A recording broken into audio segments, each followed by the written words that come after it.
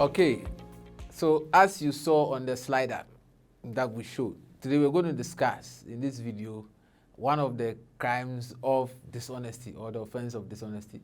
You might have realized that in our videos we've also been talking about the offense of dishonesty, the crimes of dishonesty.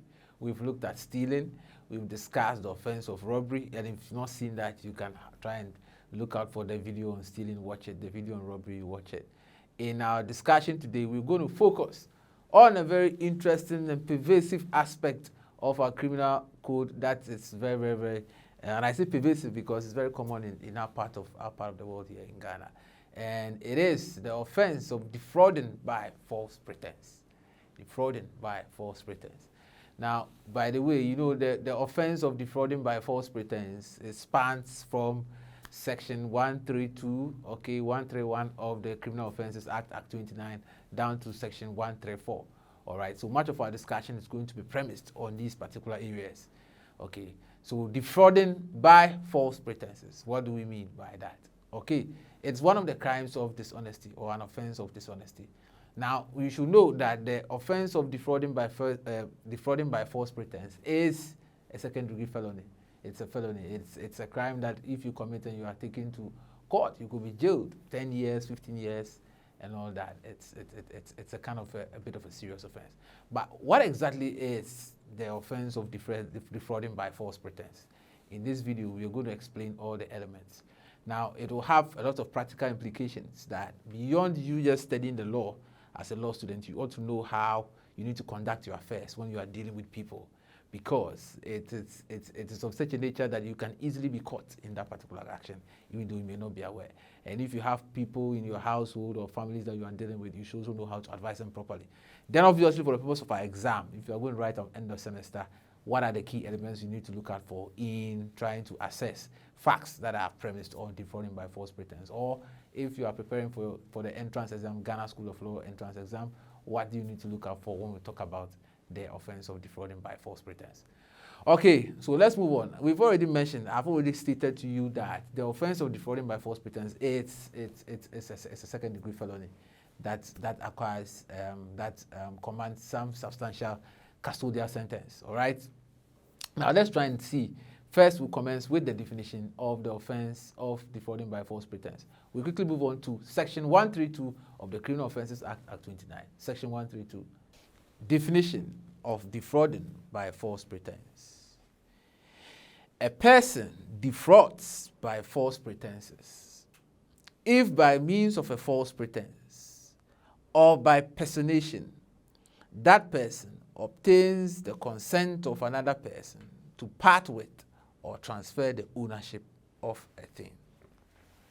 Section 132 gives us the definition of the offense of defrauding by false pretense. We are saying that a person defrauds somebody, or commits the offense of defrauding by false pretense if by false pretense or by personation he is able to obtain the consent of another person to part with or transfer the ownership of a thing. So again, the key parts. The means. The means is by false pretense or personation. The goal is to obtain consent, from another person for the person to part with or transfer the ownership of a thing. Now, this ownership of the thing could be money. It could be all tangibles. Money, car, house, clothes, goods, anything of that sort. So if somebody uses either false pretense or personation, and the purpose of this false pretense or personation is to obtain the consent of another person, such that he can get the other person to consent to let go of a property, to let go of some money, to let go of some clothes, to let go of some clothes, to let go of some other item, or to transfer the ownership of that particular item to him. We are saying that the offense of defrauding by false pretense was committed. All right, so now we are going to break down and try and understand the two parts. First, what do we mean by false pretense itself? Because we are saying that the means of the crime of this offense is either he used the means of false pretense or he uses personation. So we'll just try and break it down. Let's try and look at what we mean by false pretense itself. That means of false pretense. What do we mean by that? Now we proceed to section 133 of the Act and help us to understand what we mean by false pretense. 133. 133. A false pretense is a representation of the existence of a state of facts made by a person with the knowledge that the representation is false, or without the belief that it is true, and made with an intent to defraud. Okay, so guys, let's look at the trajectory again. We have come to understand the definition of false pretense. We have come to understand the definition of the defrauding by false pretense. And 132 has also to understand that when we talk about defrauding by false pretense, it means that, okay, we have used a means of either false pretense or personation to obtain consent from somebody for that person to part with an object or an item or to transfer the ownership. So you see the sequence. 1, 2, 3, 4, 5. Okay, so first one, okay, we have used a means, so this is the offense. We have used a means of false pretense. All right, so let's put this together and let's focus on this. Now, 133 says that when we say false pretense is referring to a representation of the existence of facts to somebody, okay, where we have knowledge that that representation of those facts are false, or we have knowledge that that representation of the facts of that fellow, it is done without a belief in this truth, and the intention is to defraud. The intention is to cause the person to part or relinquish his right or ownership of a property or thing. Okay, so what do we mean by representation? Again, so we take the issue of representation and break that one further too. Again, we'll proceed to 133, okay, clause 2. Then let's see. Afterwards, I'll come back to it. Let's see 133 again. 133 clause 2. It mentions 133 subsection 2.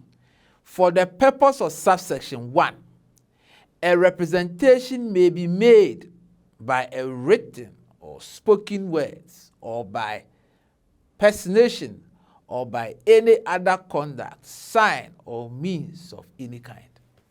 All right, so did you get that? So we are now on this part where we are now saying that the offense of defrauding by false pretense can be conducted using the means of representation, okay, false pretense meaning representation, okay, of the existence of a state of facts that we know that it is false, or we don't have a reason to believe that it is not true, with the intent to defraud. Now, the subsection 2 is saying that when we say representation will mean anything that might be said in words, okay, orally, or it is written, or by conduct, or by anything else. And remember, the purpose of this, if we tie it into the 132, or the 133, the first part is trying to say that we know that that representation is false. So guys, the point is this. When someone tells somebody something, it is a representation. If you write something to someone, it is a representation. If you conduct yourself in a certain manner, it's a representation. So basically, when we say representation, we are saying that the image or the picture that you try to paint to somebody, we call that representation. Hope you try and get that. The picture, the image, the mental image that you create in somebody, we call that representation.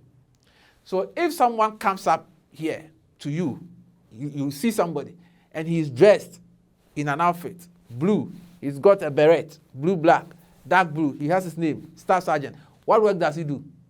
What image comes up into your mind? In your mind, he's a police officer.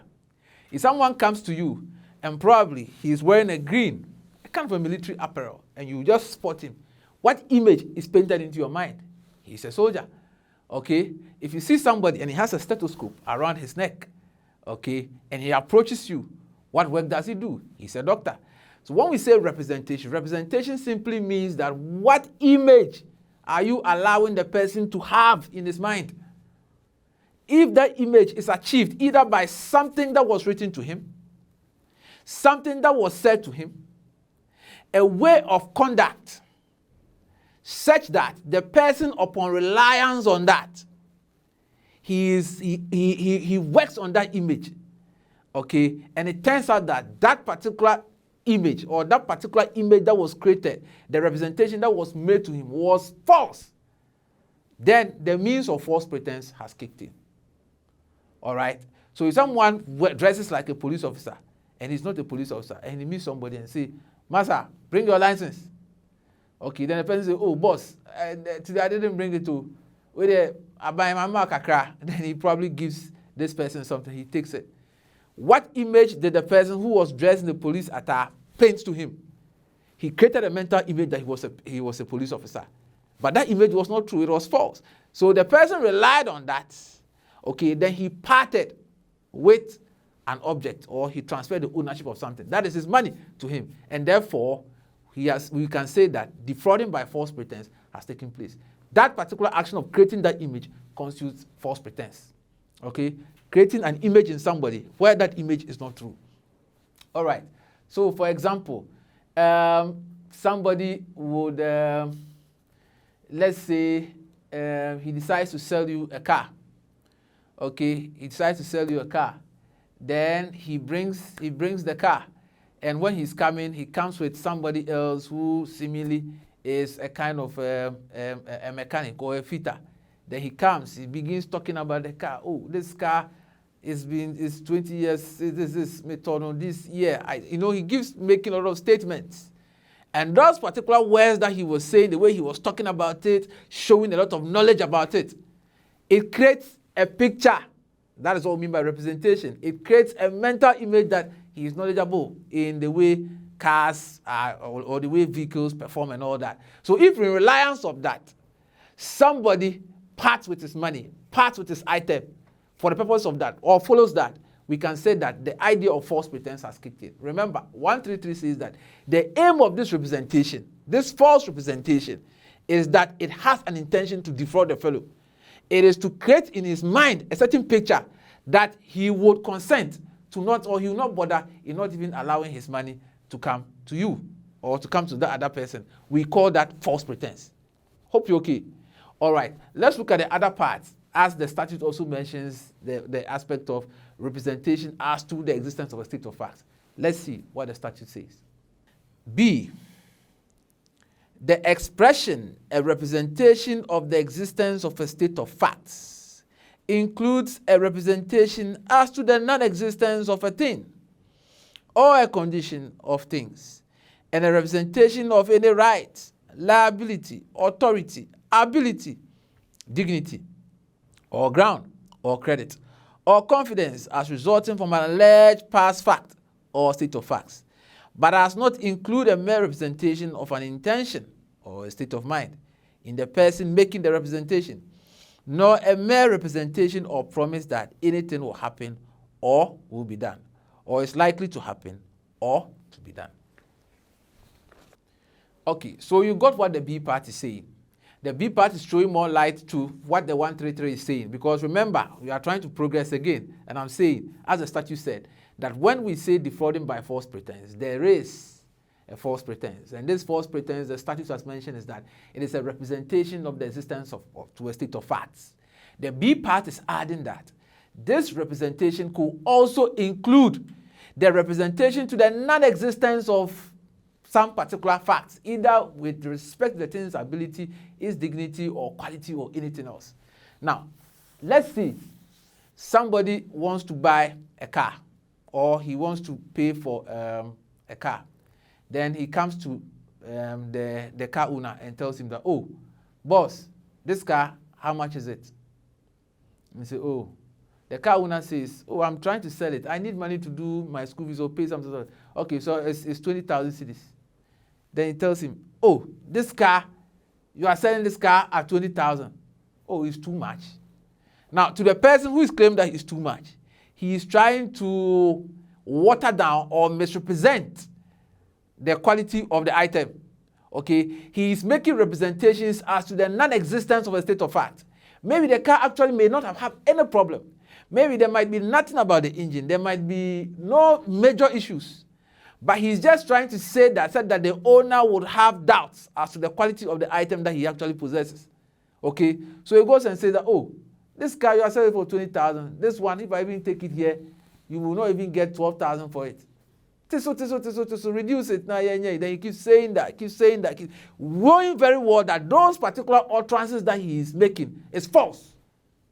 The purpose is that he wants the person to consent to sell his item at a reduced price, contrary to what actually he would have wanted to do.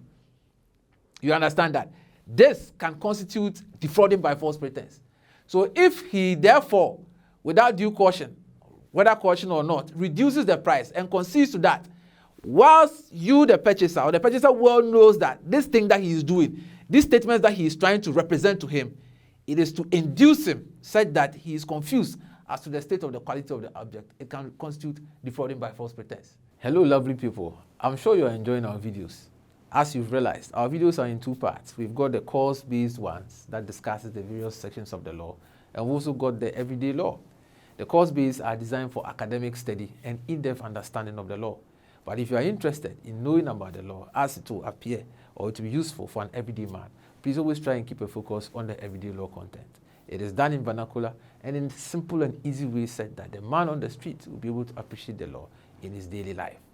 If you stand in need of any academic support for any of your law courses, please do not hesitate to reach the number below, either via call or by WhatsApp. Stay tuned for more of our videos on Supreme Law Publications. Okay, so you have represented facts to him. You have said things to him that you know that those things that you are saying is not true.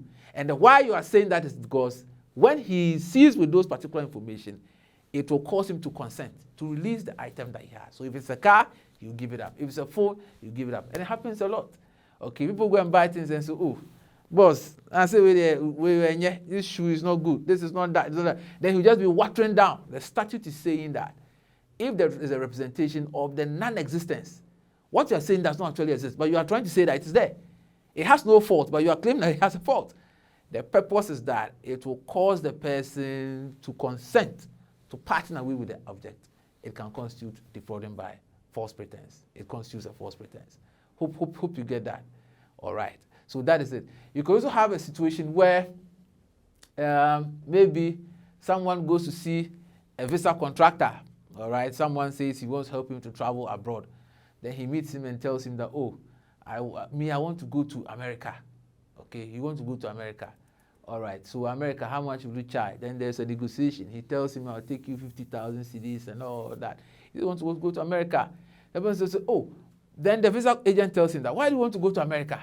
America now is very difficult to live in America. Oh. Listen, it's very difficult to live in America. Try and find some more money. Let's take you to UK. UK, if you go, this will happen, that will happen, that will happen. You get this, you get that, you get A, you get B, you get C. Now, you realize that the agent is trying to represent to him the non-existence of a state of fact. What he's telling him does not represent the true situation. It may not actually even be the case that those troubles or challenges that he's mentioning are as pertaining to America that may not even exist. But he's just saying that, to use the proper word, to cause the person to lose interest in what he wants to do. It can constitute defrauding by false pretense. You get it? So it happens a lot. Anytime someone tells somebody something, for the purpose is that the person would, to compel him to lose interest in a particular course, said that he can consent to do something else, it can constitute defrauding by false pretense. Are you okay? Yes, so that is it. But now watch, speaking about commercial transactions, the statute also adds a caveat in there, which is also very important. Let's look at subsection C in there. Then we'll now put it together and clarify things out. C. A consent is not obtained by a false representation as to the quality or value of a thing, unless the thing is substantially worthless for the purpose for which it is represented to be fit, or to have been substantially a different thing from that which it is represented to be. So you saw what was said in the subsection C. Now the subsection C is trying to help us to get a bit of clarity when it comes to commercial transactions. He's saying that it may not constitute false representation if someone tries to assure somebody of the quality of something, which means that in a business practice or balance, if, for example, A meets you and he's selling his shoe, says, oh, this shoe is very good. This one is very nice. Italian made. It's good. If you buy it, it's better than all the other ones. Then give it to him. Then maybe you go and it's not as you really thought it was. The question is that, does it therefore suggest that the person has defrauded him by false pretense? All right, the statute is saying that is not the case. It will not be the case unless what he has said is substantially worse off. Okay, so if what he gives you and you go is not so bad, you cannot accuse the fellow of false representation. A false representation for the purpose of defrauding will be that what he's saying is poor. That's what happens. You know, sometimes around Circle, you hear the stories. People go there and they tell them, look, this iPhone 7 Pro Max. iPhone 7 Pro Max. You go and you open it at the back and realize that even the operation or whatever is in there is nowhere near iPhone. Okay? Or if it is an iPhone, even it is of the lowest quality that someone may not even purchase in any shop or anywhere. So we are saying that if you have such kind of situation, it can also constitute a defrauding by false pretense. All right? So to this juncture, we want to understand 132, helping us understand that the offense of defrauding by false pretense will mean that if someone uses false pretense, personation, to obtain consent from somebody to part with or transfer the ownership of a thing, then the offense of defrauding by false pretense kicks in. Either by false pretense, personation, to obtain, all right, to obtain the consent of somebody for the person to part with or transfer the ownership of an item, the offense of defrauding by false pretense kicks in. We will explain false pretense to mean that if you represent to somebody a statement, either orally, writing, by conduct, of things that are not true, with the purpose to defraud the fellow, and the fellow relies on that and acts to his detriment, it will constitute a false pretense. All right? So maybe the person is not a chief. Then he meets him and he is draped in some ntoma. Look, I'll give you a land. Then, so the person thinks that he has come before some traditional leader. With them is my money is X, my money is Y, ni, Ofane, my money is this. Then he keeps on begging. Meanwhile, the person is not a chief. Okay, then in reliance of that representation, because of the way the person appeared, he gives money to him. Then eventually he realizes that the land that he had promised him did not even exist at all. That will constitute a false pretense. You understand that? Or sometimes, as it has said under false pretense, we say that by conduct. Somebody can meet somebody in a transaction, business, then he will tell him that, oh, this thing, I'll pay you, I'll do this. Then he will take out a phone and make some imaginary call. Yo, Jiga, I've met the guy.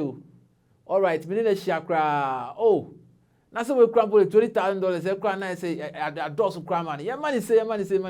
But meanwhile, he's not talking to anybody. A fraudulent call. Now, why this imaginary call? The purpose is to try and create a picture, and like we said, to cast an image in the person's mind. That's what we refer to as representation. Anytime that is done by conduct or anything else, and the purpose is to defraud, it could cause it could constitute false pretense. Sometimes it could even be the way the person appears.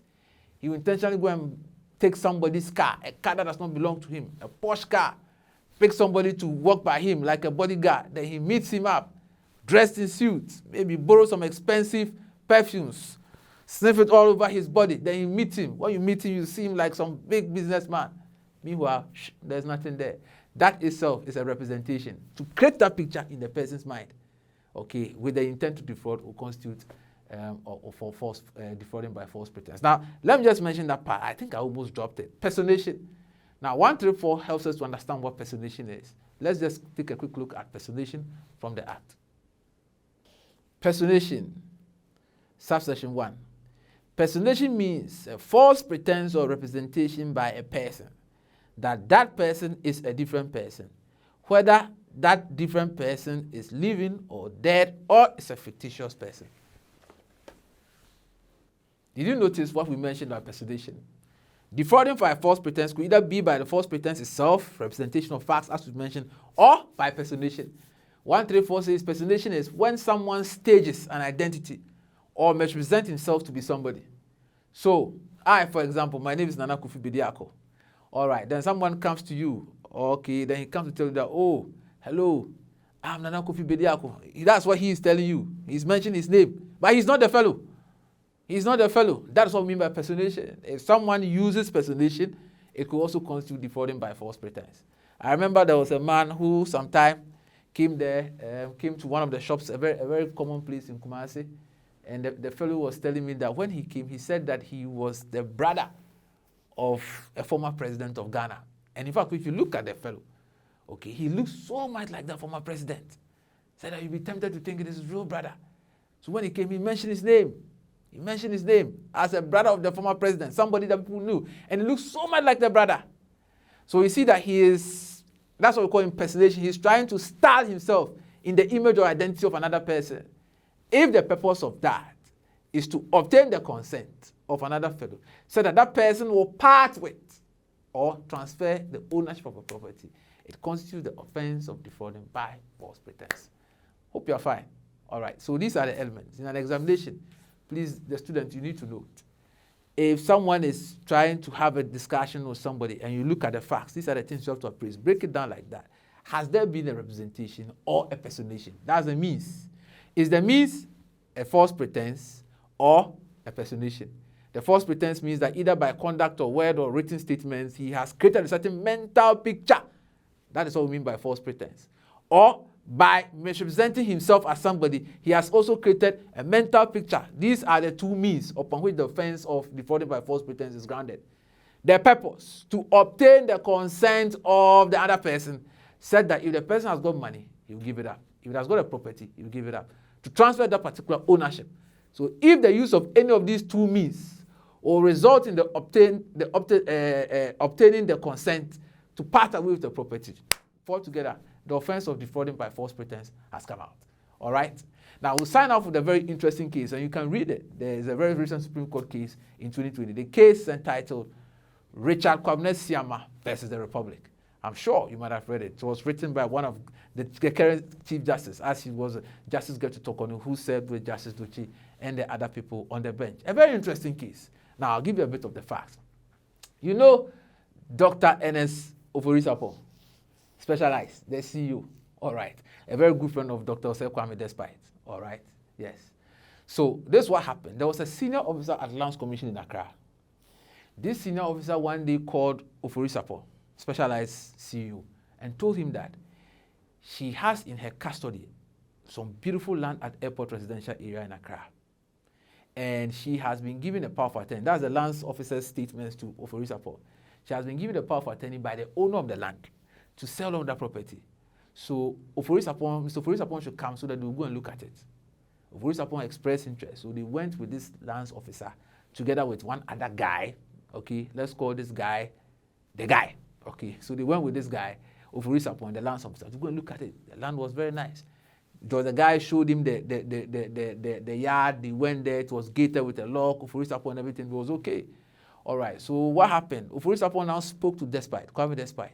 Of course, his brother in business is his brother and business partner. So they went to UT Bank. This matter was in 2014. They went to UT Bank. Then they agreed to pay $2.7 million for that land at Airport Residential in Accra. So they opened an account. And the account was one in Kwame Despite's name. Then the other also belonged to the woman that purportedly was the owner of the property. The woman in whose name the lands officer had led Mr. Oforisapo to go and do an inspection. So they opened an account in Kwame Despite's name at UT Bank. Opened another account for the woman, and Oforisapo and Kwame Despite transferred $2 million into that account. Now, for the $2 million, $1.6 million was supposed to go to the woman who apparently was the owner of the property. Then $350,000 was supposed to go to the lands officer who was the agent, had led Mr. Oforisapo and Kwame Despite to go and purchase. So Oforisapo left, traveled, okay, awaiting that these people prepared the document, said that the rest of the $700,000 will be paid.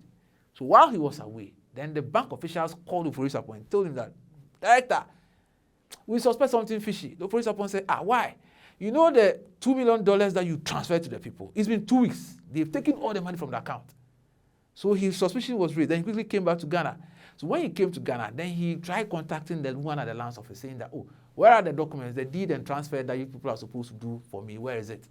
Then it was today, tomorrow, today, tomorrow, today, tomorrow. Now, this is where the defrauding by false pretense part comes in. This guy who went with Oforisapon and the lance officer was the person that we call the Richard Kwabena Siama. You know, when he met Oforisapon and the lance officer, he said that the mother, the owner of the land, lived at Trazaku. So he took Oforisapon and the lance officer to Trazaku Estates, a very beautiful plush area. They entered into a house. And they met this old woman there. Then they spoke to the woman. The woman said, "Oh, this Richard Kwabena Siama is my son. I'm the one selling property and all that." So Oforisapon, they were convinced. Eventually, when they were trying to track the documents and they were not coming, they went back to Trazaku, and lo and behold, the people in the area said that they don't know anybody like that there. They don't know anybody. The guy just absconded and everything. They couldn't know. And you know, he was the one who brought the indentures to the lance officer. They showed it to Oforisapon, and the indentures were there. They prepared the account and everything. Now, eventually, when they did the final search again at Lands Commission, the report from Lands Commission showed that the land was not in the name that the lance officer and Richard Siama had told Oforisapon, which means that all along, all that transaction that they had done, the name was not the person who was at Trazaku. They went to Trazaku and the woman didn't live at Trazaku. All the identification was fraudulent, and eventually the matter was reported to the police. So when the matter was reported to the police, they arrested the lance officer and arrested Richard Kwabena Siama, who was the principal architect in the whole thing. Okay, he was the one who took Oforisapon to the site, showed him the land. And you know, eventually the site belonged to a foreign company at Airport Presidential. Then they had defrauded despite an Oforisapon of $2 million, 2014. All right, so he had the guts to even mount an appeal, and the matter went to the Supreme Court. And the justices of the Supreme Court were very, very surprised that he even had the temerity to raise that matter on appeal at the Supreme Court. The Supreme Court upheld his conviction that indeed he was guilty of the offense of defrauding by false pretense. Why? Because he made a representation to Oforisapon that was non-existent. Why did you take him to Trazaku when he didn't live at Trazaku? What impression were you trying to create? Because everyone knows Trazaku is a big man area, which means the purpose was that let's take despite and Oforisapon to Trazaku. When they go there and they see the kind of premise that we are going to do, they'll be convinced that we are credible people. Why do you show him documents? That those documents didn't actually reflect the person who were the true owners.